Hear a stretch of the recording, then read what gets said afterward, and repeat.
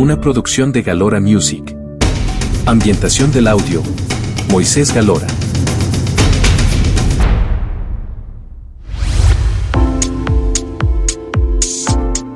Hola, soy Gina. Sean todos bienvenidos a la segunda edición del podcast Desde mi punto de vista, con el tema Conoce mis primeros años de vida y la integración a la sociedad.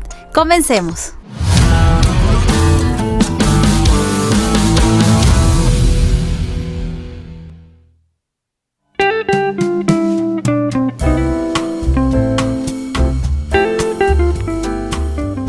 Todo comienza en el 97, donde esta mami rica llegaba a este mundo a formarle un escándalo, un relajo. Pero bueno, para esa época yo creo que ya existían hospitales y todo ese rollo, pero no, en mi nacimiento en especial, no fue en un hospital. Literal, aguerrida siempre desde los primeros años de vida. Nací de cabeza contra el piso, sobre unas sábanas, así que bueno, es un poco el resumen de los que les voy a dar. Yo soy la segunda hija de 3 hermanos ciegos. Entonces, al decirles 3 hermanos ciegos, ya comprenderán un poco que conmigo era esta necesidad de buscar la compañía de mi hermano mayor, una persona que pudiera ver, una persona que pudiera ayudar cuando ellos no estén en un futuro. Pero bueno, la tortilla se les viró, no fue tanto así. También contamos con que mis papás no tenían un recurso bueno en ese momento. Yo nací en casa, me esperaban con tanto anhelo, con tanto amor, deseando siempre, cuenta mi mamá, que sea una niña, porque ella tenía un varón, necesito una niña, y bueno, eso esperaban, y principalmente que no tuviera discapacidad. Mi nacimiento prácticamente fue en casa de mi abuela, con la compañía de mi abuela. Ella fue la que me recibió. Dice mi mamá que se alivió muy pronto, o sea, ella tuvo pocos dolores, solo cuando ya era la hora de que yo iba a bajar, pues se le aceleró un poco. Entonces nada más me contaba mi abuela cuando fui a visitarla en enero, me decía, ella no me dijo que le dolía, ella no me dijo que estaba incómoda, simplemente cuando ya le llegaba la hora se apuró y me dijo, me duele, y se metió a su cuarto. Mi abuelita le ayudó a tender unas sábanas, y pues ella de rodillas me dio a luz. Cuando me da luz, mi abuela me toma en sus brazos, me limpia los ojos y todo. Normal, como a otro bebé lo hubieran hecho en hospitales y así. Me da las primeras nalgadas para ver si lloraba, para ver si estaba viva. Entonces, bueno, no, en esas condiciones en las que nací bien saludable, ¿no? Muchas personas dirían, chuta, es una situación poco salubre, pero era lo que había. Me contaba mi abuelita que ya había atendido otros partos o ya había visto otros partos, así que no es que era algo diferente, algo que nunca había visto, pero sí era la primera nieta que ella tomaba en sus brazos. Le ayudó a mi mamá a poderse sentar, a descansar, mientras me bañaba, mientras me alistaba, mientras me cuidaba.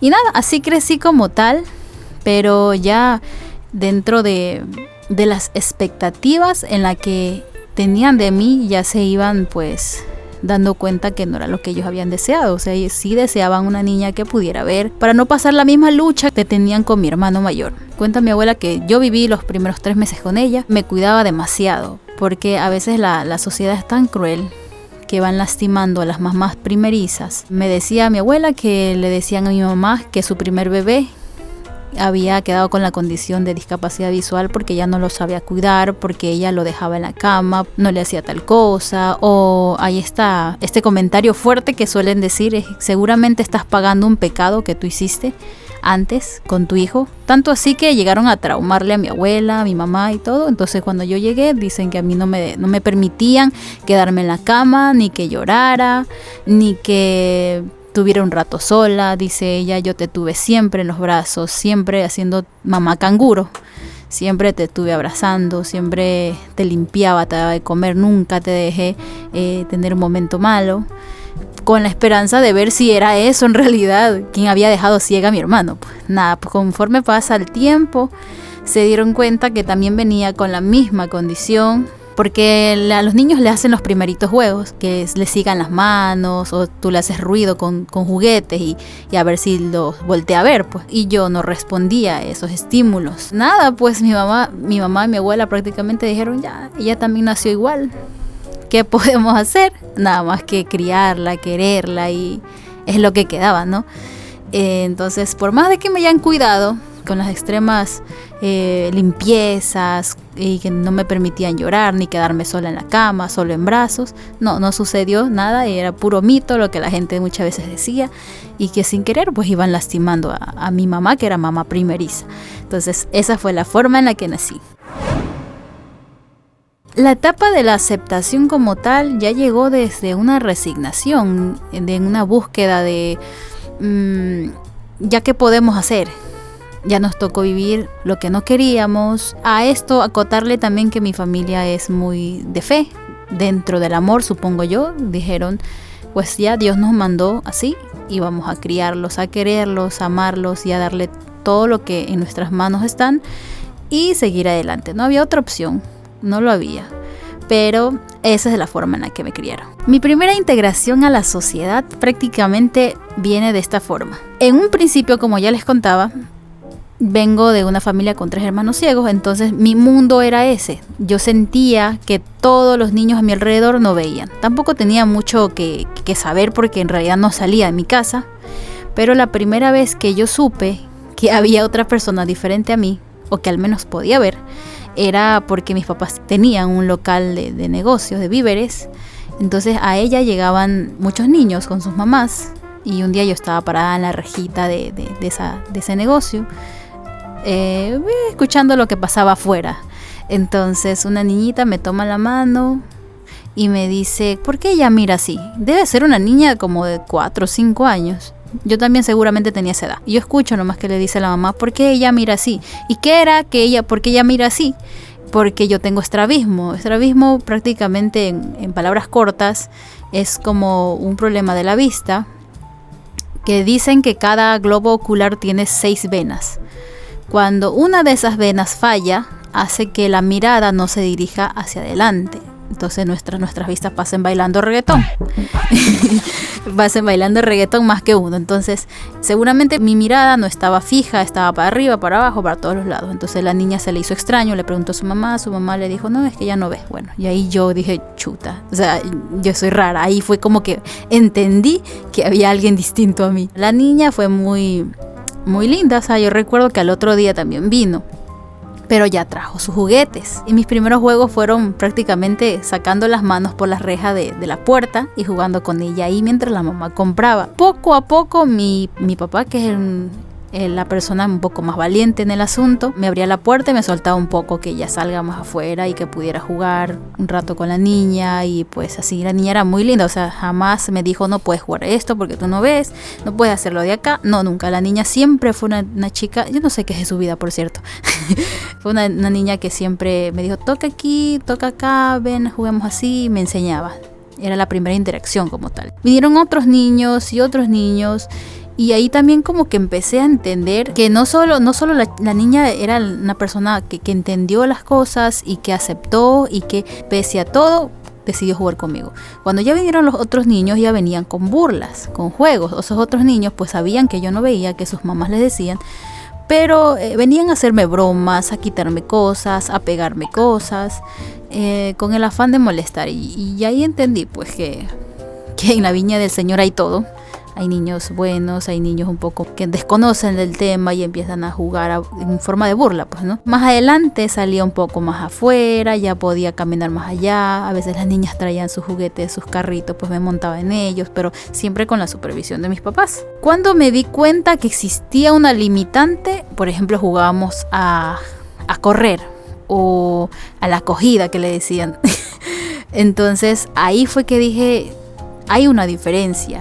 Yo soy ciega y por ser ciega tengo que tener cierto parámetro para hacer juegos o ponerle ciertos parámetros para poder jugar. Cuando ellos corrían y yo intentaba querer hacer lo mismo, me iba pegando. Entonces dije, no, aquí encontré una limitante, una barrera que tendré que ver cómo lo juego yo para no excluirme de ellos o no jugarlo de plano. Eso fue como la barrera. También había niños que se separaban de mí, como que no, ella no ve, o sea, no va a jugar con nosotros, y uno se sentía triste. Yo no puedo negar que sí me sentía triste. Dentro de casa con mis hermanos era un mundo ideal, o sea, todos teníamos la misma condición, todos jugábamos, todos nos inventábamos cosas y no había ningún tipo de inconvenientes. Con niños de afuera sí.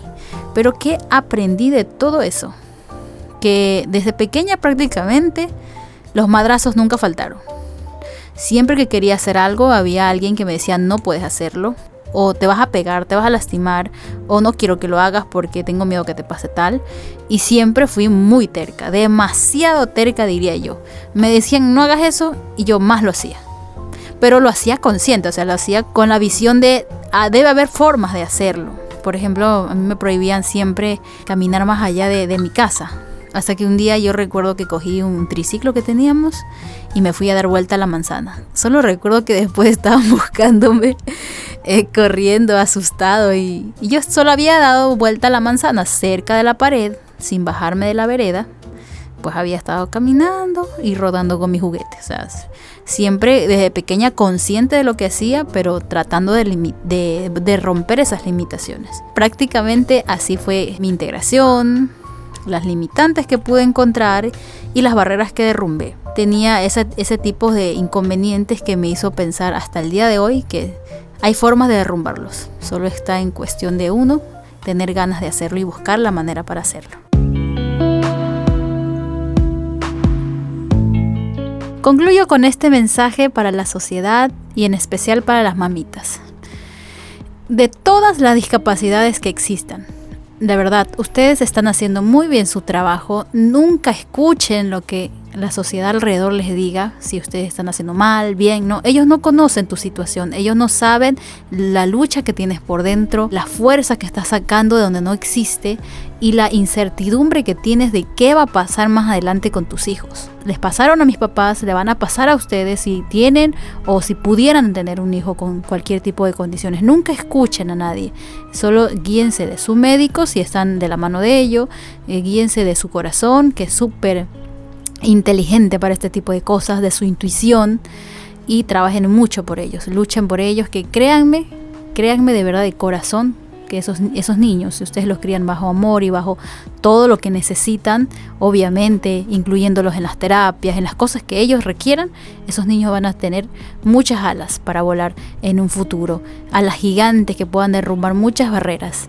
Y para la sociedad, cuando conozcan o encuentren o en sus vidas aparezca una persona con discapacidad, desen un momento para conocerlos, un momento para poder entender su situación, ponernos en sus zapatos. Nunca estamos exentos de tener una discapacidad. Por vejez podemos adquirir una discapacidad, por un accidente podemos adquirir una discapacidad. Jamás nos sintamos de que no vamos a tocar esta situación, sí lo vamos a hacer. Y si tienes la oportunidad de contar con uno de ellos, pues aprende, conoce, ten mucha paciencia y verás que personas como yo y personas con las que tú te encuentres, te lo vamos a agradecer un mundo. Gracias por brindarme un poco de tu tiempo y escuchar esta entrega. No olvides de suscribirte a este canal y seguirme en todas mis redes sociales como @GinaGalora. Bye.